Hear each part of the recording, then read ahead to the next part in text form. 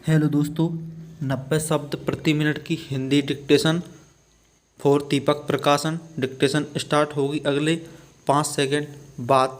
1 2 3 yes start. अध्यक्ष जी, मैं मंत्री महोदय का ध्यान सबसे पहले राज्य की कुछ मुख्य समस्या की ओर आकर्षित करना चाहता हूँ। स्वतंत्रता प्राप्ति के बाद इस देश ने बहुत उन्नति की है। देश ने कृषि, सिंचाई, शिक्षा आदि सभी क्षेत्रों में उन्नति की है। लोगों का जीवन स्तर ऊंचा उठा है और देश आगे बढ़ा है। मैं इस संबंध में यह कहना चाहता हूँ कि जहाँ एक और देश का विकास हो रहा है, वहाँ सब राज्यों में विकास की गति समान नहीं है। मेरे राज्य का जहाँ तक संबंध है, वहाँ पर अभी तक शिक्षा और सिंचाई के क्षेत्र में कोई विशेष कार्य नहीं हुआ है। सरकार की योजनाओं से ऐसा लगता है कि सरकार सब राज्यों को समान अवसर प्रदान नहीं कर रही है। इससे राज्य के लोगों में एक प्रकार का असंतोष बढ़ रहा है, जो कि देश की एकता और शांति के लिए एक गंभीर समस्या खड़ी कर सकता है। पैरा। माननीय उपसभापति महोदय, इस बजट पर पिछले कई दिनों से चर्चा चल रही है, जिसमें इस माननीय सदन के कई सदस्यों ने अपने अपने विचार रखे हैं, किंतु इन सदस्यों में से किसी ने भी महंगाई के विषय में विस्तार से कुछ नहीं कहा है।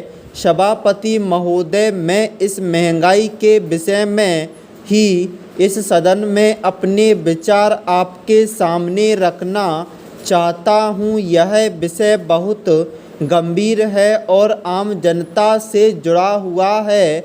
मैंने और आम जनता ने यह महसूस किया है कि सभी चीज़ों की कीमतों में काफ़ी वृद्धि हुई है और हो रही है, जबकि हमारे सत्ता पक्ष के कहना है कि कीमतों पर अंकुश रखने की कोशिश सरकार द्वारा की जा रही है। इस संबंध में सरकार ने अनेक कदम उठाए हैं। सरकार का यह भी कहना है कि महंगाई के दो प्रमुख कारण भी हैं। एक, पिछले वर्ष मौसम का खराब होना व दूसरा, उत्पादन में कमी होना। अध्यक्ष महोदय, मैं इन दोनों कारणों से बिल्कुल सहमत नहीं हूँ, क्योंकि यदि उत्पादन में किसी कारण से कमी होती है तो यह सरकार की जिम्मेदारी बनती है कि वह उस कारण को दूर कर उत्पादन को बढ़ाने को बढ़ावा दें, तथा यदि इसके बाद भी उत्पादन में कमी रहती है तो आम जनता से जुड़ी हुई चीज़ों को बाहर से मंगाएं। लेकिन मुझे यह बड़े दुख के साथ कहना पड़ता है कि एक तरफ तो सरकार यह कहती है कि उत्पादन में कमी हुई है और दूसरी तरफ कमी होने के बावजूद भी आवश्यक चीज़ों को वह बाहर के देशों में भेज रही है। इस संबंध में इस सरकार को अपनी नीति स्पष्ट करनी चाहिए और आम जनता की समस्याओं को भली भांति समझते हुए उन्हें दूर करना चाहिए। पैरा।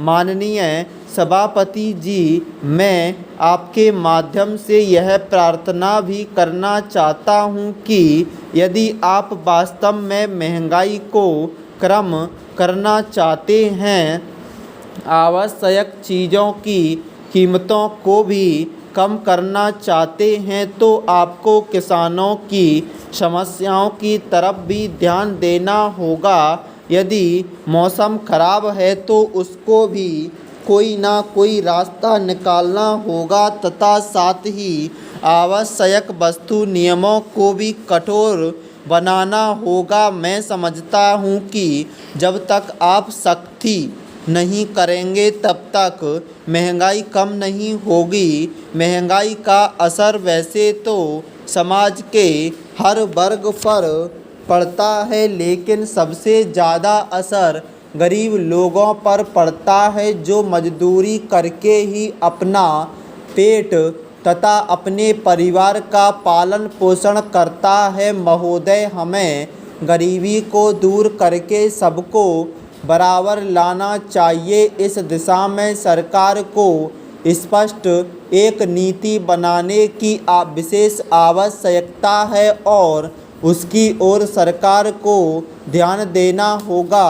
रोजगार के साधन उपलब्ध कराने चाहिए तथा उनको बैंकों से सस्ती दर पर कर्ज उपलब्ध कराया जाना चाहिए। यदि हमें अपने देश को मजबूत बनाना है तो हमें इस महंगाई और गरीबी जैसी समस्याओं को इस देश से जल्द समाप्त करना ही होगा। इन शब्दों के साथ मैं अपनी बात को समाप्त करता हूँ।